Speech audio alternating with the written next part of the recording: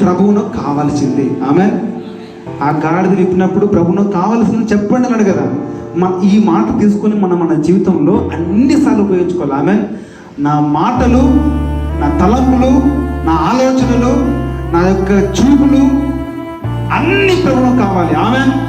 నా వివాహ జీవితము ప్రభువు కావాలి. ఆమెన్. నా ఉద్యోగ జీవితం ప్రభువు కావాలి. ఆమెన్.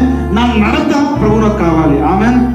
ప్రభువునకు ప్రతిష్ఠించుకోమన్నాడు దేవుడు. ఆమెన్. రోమపత్రిక 2:1 ఏమిటంటే, మీరు సజీవ యాగంగా ప్రభువునకు సమర్పించుకోండి. ఆమెన్. మీ జీవితం అంతా దేవుడు కావాలి. ఆమెన్. కాదు ఒకటే కాదు, ప్రభువునకు కావాల్సింది అంతా నీదంతా ప్రభువుకు కావాల్సింది. ఆమెన్. చెప్పండి అందరూ, నాదంతయు ప్రభువునకు కావాల్సింది, నాకు సంబంధించిన అంతయు ప్రభువునకు కావాల్సింది. ఆమెన్. అన్ని ప్రభువునకు కావాల్సింది. అన్ని మనకు కాదు కావాల్సింది, మన కుటుంబానికి కాదు కావాల్సింది. ఎవరికి కావాల్సింది?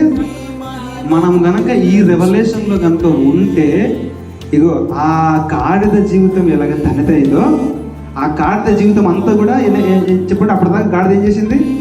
గాడిదకి ఎవరైనా పంపేస్తారా? బట్టలు వేస్తారా? ఇవన్నీ పెడతారా?